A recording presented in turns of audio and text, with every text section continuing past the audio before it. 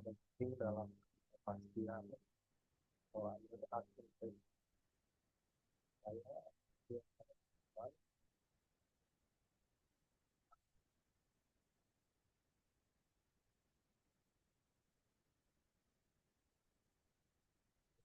kan saya kapital jadi antara itu. Oke, pendahuluan mungkin kita akan membahas apa itu capital budgeting ya.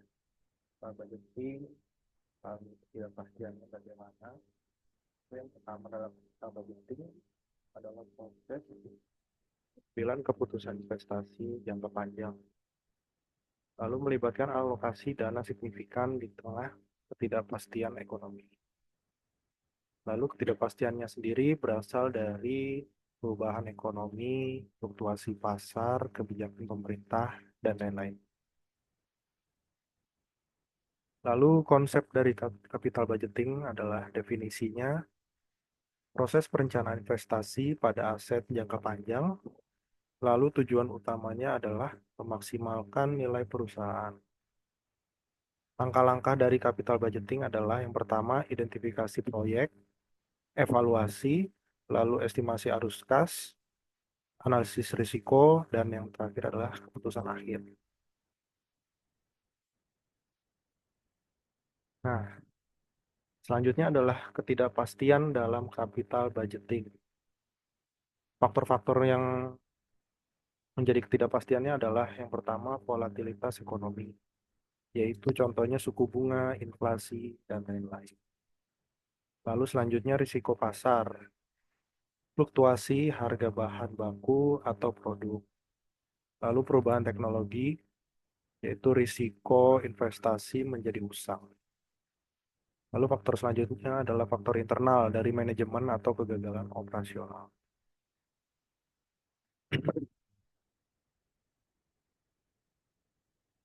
Lalu implementasi dari capital budgeting antara lain teknik evaluasi dalam ketidakpastian, yaitu analisis sensitivitas dampak perubahan variabel utama, lalu analisis skenario yaitu optimis, pesimis, realistis. Jadi kita membuat 3 skenario dari analisis skenario itu optimis, pesimis, dan realistis. Lalu ada simulasi Monte Carlo, yaitu prediksi distribusi risiko. Lalu ada real option analysis, fleksibilitas investasi. Selanjutnya adalah refleksi dan pentingnya dari adanya capital budgeting, yaitu berperan membantu pengambilan keputusan yang terukur. Lalu dampak ketidakpastiannya yaitu adalah overestimation atau underestimation keuntungan dan risiko. Keengganan investasi pada proyek potensi besar. Lalu kita menganalisis dalam ketidakpastian tersebut. Yang memiliki kelebihan yang pertama, transparansi dan optimasi sumber daya, lalu bisa mengukur bahannya proyeksi sering tidak akurat dan memperhitungkan risiko kompleks. Selanjutnya ada studi kasus dari perusahaan X yang sempat saya tulis dalam makalah saya, yaitu investasi teknologi. Ya. Lalu tantangannya adalah volatilitas pasar bahan baku, tren otomotif, teknologi baru, langkah analisis sensitivitas, skenario, dan real option.